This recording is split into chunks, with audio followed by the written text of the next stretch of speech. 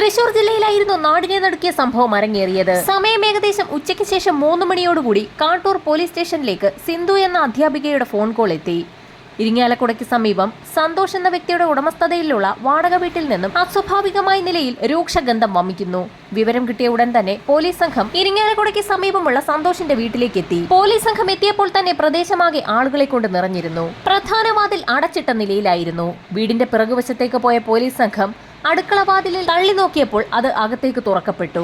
അടുക്കളയ്ക്കുള്ളിലേക്ക് കയറിയപ്പോൾ തന്നെ രൂക്ഷഗന്ധം സഹിക്കവയ്യാതെ പോലീസ് സംഘം മൂക്കും വായും തുണി ഉപയോഗിച്ച് പൊത്തിപ്പിടിച്ചു. അത്രയ്ക്ക് അസഹനീയമായ ഗന്ധമായിരുന്നു അകത്തുനിന്നും വമിച്ചുകൊണ്ടിരുന്നത്. അടുക്കള വാതിൽ കടന്ന് പ്രധാന ഹാളിലേക്ക് കയറിയ ഇൻസ്പെക്ടർ ബൈജു സംഘവും ഒരു നിമിഷം നിന്നുപോയി.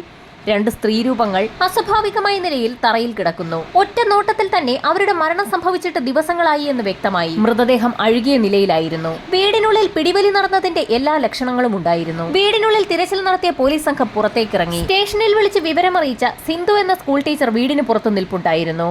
അവരെ അടുത്തേക്ക് വിളിച്ച് ഇൻസ്പെക്ടർ ബൈജു വിവരങ്ങൾ തിരക്കി. ആ വീട്ടിൽ വാടകയ്ക്ക് താമസിച്ചുകൊണ്ടിരുന്നത് സിന്ധുവിന്റെ സഹോദരിയും അമ്മയുമായിരുന്നു.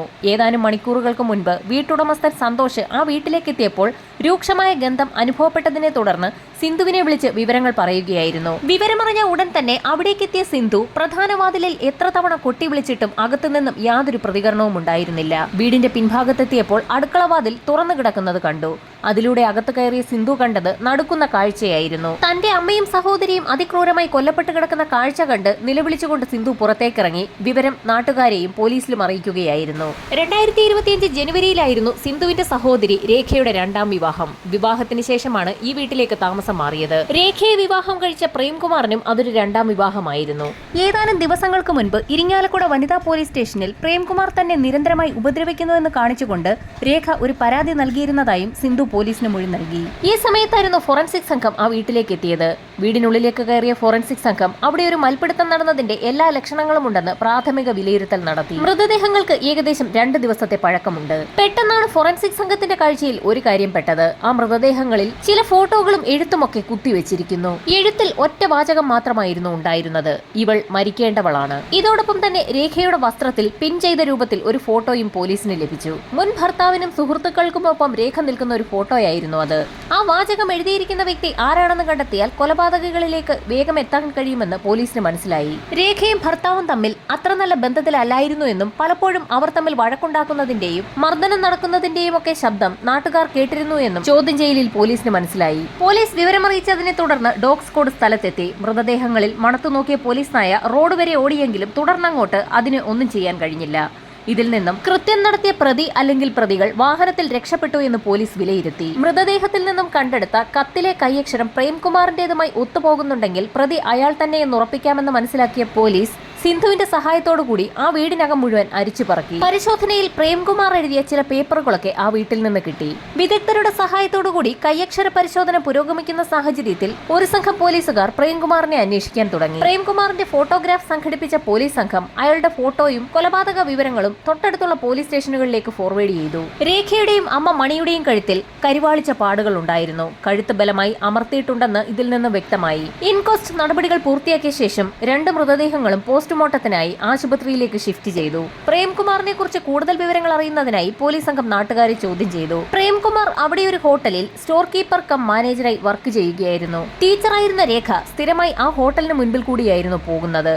അങ്ങനെ അവർ പരസ്പരം കാണുകയും ഇഷ്ടപ്പെടുകയും ചെയ്തു. ആ ബന്ധത്തിൽ വലിയ കുഴപ്പമില്ല എന്ന് തോന്നിയ വീട്ടുകാർ രേഖയുടെയും പ്രേംകുമാറിന്റെയും വിവാഹം നടത്തുകയും പടിയൂരിൽ അവർ താമസമാക്കുകയും ചെയ്തു. പ്രേംകുമാറിനെ കുറിച്ച് അയാളുടെ ജോലി സ്ഥലത്തൊക്കെ പോലീസ് വിശദമായ ഒരു അന്വേഷണം നടത്തി. ഈ സമയത്തായിരുന്നു എറണാകുളം ഉദയംപേരൂർ സ്റ്റേഷനിൽ നിന്നും തൃശൂർ കാട്ടൂർ പോലീസ് സ്റ്റേഷനിലേക്ക് ഒരു ഫോൺ കോൾ എത്തുന്നത്. പ്രേംകുമാറിന്റെ ഫോട്ടോയും കൊലപാതക വിവരങ്ങളും അറിഞ്ഞുകൊണ്ടായിരുന്നു എറണാകുളം സ്റ്റേഷനിൽ നിന്നും വിളിച്ചത്. പ്രേംകുമാർ യഥാർത്ഥത്തിൽ ഒരു കൊലപാതകിയാണ്. നേരത്തെ അയാൾ കൊല നടത്തുകയും ഇപ്പോൾ അയാൾ ജാമ്യത്തിൽ പുറത്തിറങ്ങുകയും ചെയ്തിരിക്കുകയാണ്. ജാമ്യത്തിലിറങ്ങിയ പ്രതിയാണ് രേഖയെ വിവാഹം കഴിച്ച് കൂടെ കഴിഞ്ഞിരുന്നത്. ശരിക്കും നാട്ടുകാരെയും ബന്ധുക്കളെയും ഒക്കെ നടുക്കുന്ന ഒരു ഇൻഫർമേഷൻ തന്നെയായിരുന്നു എറണാകുളം പോലീസ് സ്റ്റേഷനിൽ നിന്ന് ലഭിച്ചത്. വിദ്യ എന്നൊരു സ്ത്രീയെ വിവാഹം കഴിച്ച് വർഷങ്ങളായി പ്രേംകുമാർ ഉദയംപേരൂരിൽ താമസിച്ചു വരികയായിരുന്നു. ആ ബന്ധത്തിൽ പ്രേംകുമാറിന് ഒരു മകനുമുണ്ട്. തന്റെ ആദ്യ വിവാഹം വലിയ കുഴപ്പങ്ങളൊന്നുമില്ലാതെ മുൻപോട്ട് പോയിക്കൊണ്ടിരിക്കുന്നതിനിടയിലായിരുന്നു തന്റെ കോളേജ് സുഹൃത്തുക്കൾ നടത്തിയ ഒരു റീയൂണിയൻ പരിപാടിയിൽ പ്രേംകുമാർ പങ്കെടുക്കുന്നത്. പഠിക്കുന്ന സമയത്ത് തനിക്ക് ഒരുപാട് ഇഷ്ടമുണ്ടായിരുന്ന സുനിത എന്നൊരു പെൺകുട്ടിയെ അവിടെ വെച്ച് പ്രേംകുമാർ വീണ്ടും കാണുന്നു. നഴ്സിംഗ് സൂപ്രണ്ടായി ജോലി ചെയ്യുന്ന സുനിത വിവാഹിതയാണ്.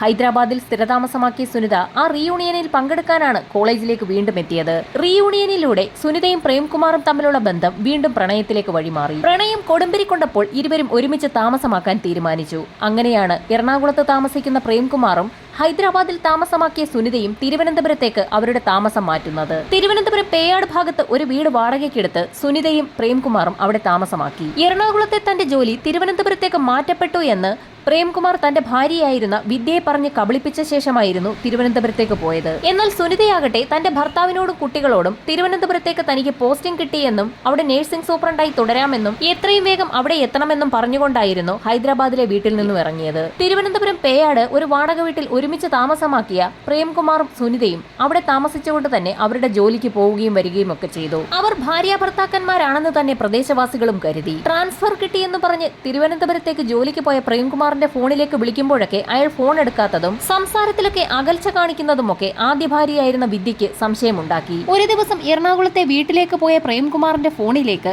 ഏതോ സ്ത്രീ തുടരെ വിളിക്കുന്നത് ഭാര്യയായ വിദ്യയുടെ ശ്രദ്ധയിൽപ്പെട്ടു. വിദ്യ അത് ചോദ്യം ചെയ്തെങ്കിലും സുഹൃത്താണെന്നായിരുന്നു പ്രേംകുമാർ പറഞ്ഞത്. സുനിതയെക്കുറിച്ച് കൂടുതൽ കാര്യങ്ങൾ വിദ്യ ചോദിക്കാൻ തുടങ്ങിയതോടുകൂടി വിദ്യയും പ്രേംകുമാറും തമ്മിൽ വഴക്കായി. തൊട്ടടുത്ത ദിവസം തന്നെ പ്രേംകുമാർ തിരുവനന്തപുരത്തേക്ക് മടങ്ങിപ്പോയി. വിദ്യ ജീവിച്ചിരിക്കുന്നിടത്തോളം കാലം തങ്ങൾക്ക് സുഖമായി തുടർന്ന് ജീവിക്കാൻ കഴിയില്ല എന്ന് മനസ്സിലാക്കിയ സുനിത ചില കാര്യങ്ങളൊക്കെ പ്രേംകുമാറിനോട് പറഞ്ഞു. ഭർത്താവിനെയും ഹൈദരാബാദിലുള്ള കുട്ടികളെയും പൂർണ്ണമായും ഉപേക്ഷിച്ച ശേഷമായിരുന്നു സുനിത പ്രേംകുമാറിനൊപ്പം കൂടിയത്. എന്നാൽ അയാളാകട്ടെ തന്റെ ഭാര്യയോടും മക്കളോടും ഇപ്പോഴും ഒരു ബന്ധം തുടർന്നു പോവുകയാണ്. അതിനാൽ തന്നെ പ്രേംകുമാറിന്റെ തന്റെ വരുതിയിൽ നിർത്താൻ സുനിത തീരുമാനിച്ചു.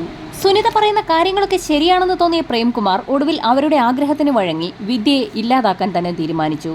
അതിനായി ഒരു അവസരം കാത്തിരുന്നപ്പോഴാണ് വിദ്യയുടെ കഴുത്തിൽ ഒരു ഉളുക്കും മുറിവും സംഭവിക്കുന്നത്. തിരുമ്മൽ ചികിത്സയ്ക്ക് പറ്റിയ സ്ഥലമാണ് തിരുവനന്തപുരമെന്ന് പറഞ്ഞ് പ്രേംകുമാർ വിദ്യയെ തിരുവനന്തപുരത്തേക്ക് വരുത്തി. അല്പസ്വല്പം മദ്യപിക്കുന്ന ശീലമുണ്ടായിരുന്നു വിദ്യയ്ക്ക്. തിരുവനന്തപുരത്തെ വാടക വീട്ടിലേക്ക് എത്തിയ വിദ്യയെ സ്നേഹപൂർവ്വം മദ്യം നൽകിയാണ് പ്രേംകുമാർ അവിടേക്ക് സ്വീകരിച്ചത്. അമിതമായ അളവിൽ മദ്യം കുടിച്ച വിദ്യ അപ്പോൾ തന്നെ ബോധരഹിതയായി. ഉടൻ തന്നെ സമീപത്ത് കാത്തുനിന്നിരുന്ന സുനിതയെ പ്രേംകുമാർ അവിടേക്ക് വിളിച്ചു വരുത്തുകയും ഇരുവരും കൂടി ചേർന്ന് വിദ്യയുടെ കഴുത്തിൽ ഒരു ഷാൾ ഇട്ട് മുറുക്കി അവളെ കൊലപ്പെടുത്തുകയും ചെയ്തു. വിദ്യയുടെ മരണം ഉറപ്പാക്കിയ ശേഷം ഇരുവരും കൂടി ആ മൃതദേഹം ബാത്റൂമിനുള്ളിലേക്ക് വലിച്ചിഴച്ചു കൊണ്ടുപോയി അവിടെ ഇട്ടു. വിദ്യയുടെ ശരീരം ചെറു കഷ്ണങ്ങളാക്കി മുറിച്ച ശേഷം സ്യൂട്ട് കേസുകളിലാക്കി വിവിധയിടങ്ങളിൽ കൊണ്ടുപോയി ഉപേക്ഷിക്കാനായിരുന്നു ഇരുവരും ചേർന്ന് നേരത്തെ പ്ലാൻ തയ്യാറാക്കിയത്. പ്ലാൻ അനുസരിച്ച് കയ്യിൽ വാങ്ങി സൂക്ഷിച്ച സർജിക്കൽ ബ്ലേഡുകളൊക്കെ പ്രേംകുമാർ പുറത്തെടുത്തു. വിദ്യയുടെ ശരീരം കീറി മുറിക്കുന്നതിനായി ആ സർജിക്കൽ ബ്ലേഡുകളൊക്കെ നഴ്സിംഗ് സൂപ്രണ്ട് കൂടിയായ സുനിതയ്ക്ക് കൊടുത്തു. വിദ്യയുടെ ശരീരത്തിലേക്ക് സർജിക്കൽ ബ്ലേഡ് വെച്ചതും അസ്വാഭാവികമായ രീതിയിൽ രക്തം പുറത്തേക്ക് പമ്പ് ചെയ്യുന്നത് കണ്ട് ഭയന്നുപോയ പ്രേംകുമാറും സുനിതയും വിദ്യയുടെ ശരീരം കഷ്ണങ്ങളാക്കി മുറിക്കാനുള്ള ആ പ്ലാൻ അങ്ങ് ഉപേക്ഷിച്ചു. തുടർന്ന് എന്ത് ചെയ്യണമെന്നാലോചിച്ച പ്രേംകുമാർ തന്റെ സുഹൃത്തുക്കളിൽ ഒരാളെ വിളിച്ച് കാര്യം പറഞ്ഞു. പ്രേംകുമാറിന്റെ സുഹൃത്തിന്റെ കയ്യബദ്ധം മൂലം ഒരാൾ മരണപ്പെട്ടു എന്നായിരുന്നു അയാൾ ആ സുഹൃത്തിനോട് പറഞ്ഞത്. എന്നാൽ അവർക്കൊപ്പം കൂടാൻ താല്പര്യമില്ല എന്ന് ആ സുഹൃത്ത് പറഞ്ഞു. പക്ഷേ അയാൾ ഒരു വഴി പ്രേംകുമാറിന് പറഞ്ഞു കൊടുക്കുകയും ചെയ്തു. മൃതദേഹം വാഹനത്തിനുള്ളിൽ കയറ്റി തമിഴ്നാട്ടിൽ എവിടെയെങ്കിലും കൊണ്ടുപോയി ഉപേക്ഷിക്കാനായിരുന്നു അയാൾ പ്രേംകുമാറിനെ ഉപദേശിച്ചത്. സുഹൃത്ത് പറഞ്ഞ പ്ലാൻ തരക്കേടില്ല എന്ന് തോന്നിയ സുനിതയും പ്രേംകുമാറും കൂടി വിദ്യയുടെ മൃതദേഹം ഒരു കാറിനുള്ളിലേക്ക് കയറ്റി. കാറിന്റെ ബാക്ക് സീറ്റിൽ ഇരിക്കുന്ന രീതിയിൽ വിദ്യയെ നിവർത്തിയിരുത്തി. വിദ്യയുടെ മൃതദേഹം ചരിഞ്ഞു വീഴാതിരിക്കുന്നതിനായി സുനിതയും ബാക്ക് സീറ്റിൽ തന്നെ കയറി. ശേഷം അവരവിടെ നിന്നും പുറപ്പെട്ട് കന്യാകുമാരി കടന്ന് തിരുനെൽവേലി ഭാഗത്തെത്തി. അല്പദൂരം പിന്നിട്ട ശേഷം വിജനമായ ഒരു സ്ഥലത്തെത്തിയപ്പോൾ വിദ്യയുടെ മൃതദേഹം സുനിതയും പ്രേംകുമാറും കൂടി കാറിൽ നിന്നും പുറത്തെടുത്ത് റോഡ് സൈഡിൽ നിന്നും കുറച്ച് അകലെ മാറി ഒരിടത്ത് കൊണ്ടുപോയിട്ടു. വള്ളിയൂർ സ്റ്റേഷൻ പരിധിക്ക് കീഴിൽ വരുന്ന ഒരു സ്ഥലമായിരുന്നു അത്. മൃതദേഹം അവിടെ ഉപേക്ഷിച്ച ശേഷം ഇരുവരും തിരുവനന്തപുരത്തേക്ക് തന്നെ മടങ്ങിയെത്തി. പതിവ് പോലെ ഇരുവരും ജോലിക്ക് പോയി. 2 ദിവസത്തിന് ശേഷം പ്രേംകുമാർ തിരുവനന്തപുരത്തു നിന്നും എറണാകുളത്തെത്തുകയും വിദ്യയെ എവിടെയെങ്ങും കാണുന്നില്ല എന്ന് ബന്ധുക്കളെ വിളിച്ചറിയിക്കുകയും ചെയ്തു. ഏതെങ്കിലുമൊക്കെ ബന്ധുക്കളുടെ വീട്ടിൽ വിദ്യ എത്തിയിട്ടുണ്ടോ എന്ന് ഒന്നും സംഭവിക്കാത്ത പോലെ പ്രേംകുമാർ പല വീടുകളിലും വിളിച്ചു തിരക്കിക്കൊണ്ടേയിരുന്നു. അതിബുദ്ധിമാനായ പ്രേംകുമാർ വിദ്യയെ കാണാനില്ല എന്ന് കാണിച്ച് ഉദയംപേരൂർ പോലീസ് സ്റ്റേഷനിലെത്തി ഒരു മാൻ മിസ്സിംഗ് കേസ് രജിസ്റ്റർ ചെയ്യുകയും ചെയ്തു. പ്രേംകുമാറിനെയും മകനെയും പലതവണ ചോദ്യം ചെയ്ത പോലീസുകാർക്ക് ഒരു കാര്യം വ്യക്തമായി. എറണാകുളത്ത് നിന്നും തിരുവനന്തപുരത്തേക്ക് പ്രേംകുമാറിനൊപ്പം പോയ വിദ്യയെ അതിനുശേഷം പിന്നീട് ആരും കണ്ടിട്ടില്ല. അതിനെക്കുറിച്ച് പ്രേംകുമാറിനോട് ചോദിച്ചപ്പോൾ അയാൾ പറഞ്ഞ മറുപടി ഇങ്ങനെയായിരുന്നു. തിരുവനന്തപുരത്തെ തന്റെ ജോലി സ്ഥലത്തേക്ക് എത്തിയ വിദ്യ അവിടെയൊക്കെ കറങ്ങി നടന്ന ശേഷം ഒറ്റയ്ക്കായിരുന്നു തിരികെ എറണാകുളത്തേക്ക് മടങ്ങിയത്. വിദ്യ തിരികെ വീട്ടിലെത്തിയിട്ടുണ്ടാകുമെന്നാണ് താൻ കരുതിയതെന്നും അയാൾ പോലീസിന് മൊഴി നൽകി. ഈ സമയത്തായിരുന്നു വിദ്യയുടെ മൊബൈൽ നമ്പറിനെ കുറിച്ച് പോലീസ് ചോദിക്കുന്നത്. താൻ വിളിച്ചു നോക്കിയെങ്കിലും ഭാര്യ വിദ്യയുടെ മൊബൈൽ ഫോൺ സ്വിച്ച് ഓഫ് ആയിരുന്നു എന്നാണ് അയാൾ മൊഴി നൽകിയത്. വിദ്യയുടെ നമ്പർ വാങ്ങിയ ശേഷം പോലീസ് സംഘം ഉടൻ തന്നെ ആ മൊബൈൽ ഫോൺ കേന്ദ്രീകരിച്ച് കൂടുതൽ അന്വേഷണം നടത്തുന്നതിനായി സൈബർ സെല്ലിന് നിർദ്ദേശം നൽകി. ഏതാനും മണിക്കൂറുകൾക്കകം തന്നെ സൈബർ സെല്ലിൽ നിന്നും വിശദമായ ഒരു റിപ്പോർട്ട് തന്നെ പോലീസ് സ്റ്റേഷനിലേക്ക് അയച്ചു കൊടുത്തു. വിദ്യയുടെ മൊബൈൽ ഫോൺ സ്വിച്ച്ഡ് ഓഫ് ആയിരിക്കുന്നത് ബാംഗ്ലൂരിലെ ടവർ ലൊക്കേഷൻ പരിധിയിലാണ്. ടവർ ലൊക്കേഷൻ ബാംഗ്ലൂരിലാണെന്ന് കേട്ട പ്രേംകുമാർ ഗോവയിൽ പഠിക്കുന്ന അവരുടെ മകളെ കാണുന്നതിനായി വിദ്യ ഒരുപക്ഷെ അങ്ങോട്ടേക്ക് പോയതായിരിക്കാമെന്ന് പോലീസിനോട് പറഞ്ഞു. ഗോവയിൽ പഠിക്കുന്ന മകളുടെ മൊബൈൽ നമ്പർ പോലീസ് സംഘം പ്രേംകുമാറിന്റെ കയ്യിൽ നിന്നും വാങ്ങി. മകളെ വിളിച്ചപ്പോൾ വിദ്യ അവിടെ എത്തിയിട്ടില്ല എന്നുള്ള മറുപടിയായിരുന്നു പോലീസിന് ലഭിച്ചത്. മകളെ കാണുന്നതിനായി ഗോവയിലേക്ക് പോയ വിദ്യയുടെ മൊബൈൽ ഫോൺ ബാംഗ്ലൂരിൽ വെച്ച് സ്വിച്ച്ഡ് ഓഫ് ആയിരിക്കുകയാണ്. അതിനുശേഷം അവരെ ആരും കണ്ടിട്ടുമില്ല. ഇങ്ങനെ ഒരു നിഗമനത്തിലെത്തിയ പോലീസ് സംഘം വിശദമായ അന്വേഷണത്തിന് ഉത്തരവിട്ടു. വിദ്യയെ എത്രയും വേഗം കണ്ടെത്തി നൽകാമെന്ന് പോലീസ് വാക്ക് പറഞ്ഞതോടുകൂടി പ്രേംകുമാർ സ്റ്റേഷനിൽ നിന്നിറങ്ങി. സാധാരണയായി ഒരു മാൻ മിസ്സിംഗ് കേസ് രജിസ്റ്റർ ചെയ്താൽ മിസ്സായ വ്യക്തിയുടെ ബന്ധുക്കൾ സ്റ്റേഷനുകളിൽ കയറിയിറങ്ങുന്നത് പതിവാണ്. എന്നാൽ ഇവിടെ ദിവസങ്ങൾ കഴിഞ്ഞു പോയിട്ടും പ്രേംകുമാർ വിദ്യയെക്കുറിച്ച് അന്വേഷിക്കുന്നതിനായി പോലീസ് സ്റ്റേഷനിലേക്ക് എത്താത്തത് പോലീസിൽ സംശയമുണ്ടാക്കി. പരാതി വിശദമായി വായിച്ചു നോക്കിയ സിഐയുടെ നിർദ്ദേശപ്രകാരം SI പ്രേംകുമാറിന്റെ ഫോണിലേക്ക് ഒന്ന് വിളിച്ചു. അയാളുടെ സംസാരത്തിൽ എന്തൊക്കെയോ പൊരുത്തക്കേടുകളുണ്ടെന്ന് പോലീസിന് വ്യക്തമായി. മകളെ കാണുന്നതിനായി ഗോവയിലേക്ക് വിദ്യ പോയാൽ 2-3 ദിവസം കഴിഞ്ഞാണ് ചിലപ്പോഴൊക്കെ മടങ്ങി വരാറുള്ളതെന്നും അതുകൊണ്ടാണ് താനതത്ര കാര്യമാക്കാഞ്ഞതെന്നും പ്രേംകുമാർ പറഞ്ഞ മൊഴിയിൽ പോലീസിന് അസ്വാഭാവികത തോന്നി. സംശയം തോന്നിയ CI പ്രേംകുമാറിനെ കുറിച്ച് കൂടുതൽ വിവരങ്ങൾ അന്വേഷിക്കാനും ആ കേസ് വിശദമായി തന്നെ ഒന്ന് പഠിക്കാനും SIക്ക് സംഘത്തിന് നിർദ്ദേശം നൽകി. പ്രേംകുമാറിനെ കുറിച്ച് കൂടുതൽ അന്വേഷിച്ച പോലീസ് സംഘം അയാളുടെ സുഹൃത്തുക്കളെയും ഒക്കെ ചോദ്യം ചെയ്തു. എല്ലാവരുടെയും മൊബൈൽ ഫോണുകൾ കേന്ദ്രീകരിച്ചുള്ള അന്വേഷണത്തിനിടയിൽ പോലീസിന് നിർണായകമായ ഒരു വിവരം ലഭിച്ചു. പ്രേംകുമാർ ഒരു സുഹൃത്തിനയച്ച വോയിസ് മെസ്സേജ് ആയിരുന്നു കൂട്ടത്തിൽ ഏറ്റവും നിർണായകമായത്.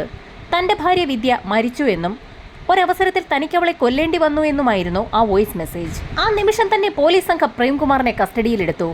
വിശദമായ ചോദ്യം ചെയ്യലിൽ ഭാര്യ വിദ്യയെ താനും സുഹൃത്തായ സുനിതയും ചേർന്ന് കൊലപ്പെടുത്തിയെന്നുള്ള വിവരം പ്രേംകുമാർ പോലീസിനോട് തുറന്ന് സമ്മതിച്ചു. സുനിതയെയും പോലീസ് കസ്റ്റഡിയിലെടുത്തു. ഇരുവരെയും വിശദമായ ചോദ്യം ചെയ്യൽ നടത്തിയ ശേഷം തെളിവെടുപ്പിനായി മൃതദേഹം ഉപേക്ഷിച്ച തിരുനെൽവേലി ഭാഗത്തുള്ള വള്ളിയൂരിലേക്ക് അവർ പുറപ്പെട്ടു. വള്ളിയൂർ സ്റ്റേഷനിലെത്തിയ പോലീസ് സംഘം ഒരു സ്ത്രീയുടെ അജ്ഞാത മൃതദേഹം ലഭിച്ചിട്ടുണ്ടോ എന്നുള്ള കാര്യം പോലീസ് സ്റ്റേഷനിൽ തിരക്കി. ഏതാനും നാളുകൾക്ക് മുൻപ് വള്ളിയൂർ ഭാഗത്തു നിന്നും അജ്ഞാതയായ ഒരു സ്ത്രീയുടെ മൃതദേഹം ലഭിക്കുകയും 1 മാസത്തോളം അത് മോർച്ചറിയിൽ സൂക്ഷിക്കുകയും ചെയ്തിരുന്നു. ആരും അന്വേഷിച്ചു വരാത്ത സാഹചര്യത്തിൽ മൃതദേഹത്തിന്റെ എടുക്കാവുന്നത്ര ഫോട്ടോഗ്രാഫ്സും മറ്റ് തെളിവുകളും മാറ്റിവെച്ച ശേഷം ആ മൃതദേഹം പിന്നീട് സംസ്കരിക്കുകയും ചെയ്തു എന്നുള്ള വിവരമായിരുന്നു വള്ളിയൂർ സ്റ്റേഷനിൽ നിന്നും കേരള പോലീസിന് ലഭിച്ച വിവരം. വള്ളിയൂർ പോലീസ് സ്റ്റേഷനിൽ സൂക്ഷിച്ചിരുന്ന വസ്ത്രങ്ങളും ആഭരണങ്ങളും മൃതദേഹത്തിന്റെ ഫോട്ടോയുമൊക്കെ വിദ്യയുടേതാണെന്ന് പ്രേംകുമാർ പോലീസിന് മൊഴി നൽകി. സുനിതയുടെയും പ്രേംകുമാറിന്റെയും അറസ്റ്റ് രേഖപ്പെടുത്തിയ പോലീസ് സംഘം ഇരുവരെയും റിമാൻഡ് ചെയ്തു. അപ്പോഴും പോലീസിനുണ്ടായിരുന്ന ഒരു സംശയം വിദ്യയുടെ മൊബൈൽ ഫോൺ എങ്ങനെ ബാംഗ്ലൂരിലെത്തി എന്നുള്ളതായിരുന്നു. പ്രേംകുമാറിനെ വിശദമായി ചോദ്യം ചെയ്തപ്പോൾ അക്കാര്യവും പുറത്തുവന്നു. വിദ്യയെ കൊലപ്പെടുത്തിയ ശേഷം അവളുടെ മൊബൈൽ ഫോൺ അതുവഴി കടന്നുപോയ ഒരു ട്രെയിനിന് മുകളിലേക്ക് വലിച്ചെറിയുകയായിരുന്നു. ബാംഗ്ലൂർ എത്തിയപ്പോൾ ചാർജ് തീർന്ന മൊബൈൽ ഫോൺ അവിടെ വെച്ച് സ്വിച്ച് ഓഫ് ആവുകയായിരുന്നു. ലോങ് റൂട്ടിലോടുന്ന ഒരു വാഹനത്തിലേക്ക് മൊബൈൽ ഫോൺ വലിച്ചെറിയുന്നതിനുള്ള ഐഡിയ ദൃശ്യ സിനിമയിൽ നിന്നാണ് തനിക്ക് ലഭിച്ചതെന്നുകൂടി പ്രേംകുമാർ പറഞ്ഞതോടെ പോലീസ് ആകെ അമ്പരന്നു. അങ്ങനെ ആ കേസ് മുൻപോട്ട് പോകുന്നതിനിടയിൽ പ്രേംകുമാറും സുനിതയും ജാമ്യത്തിലിറങ്ങി.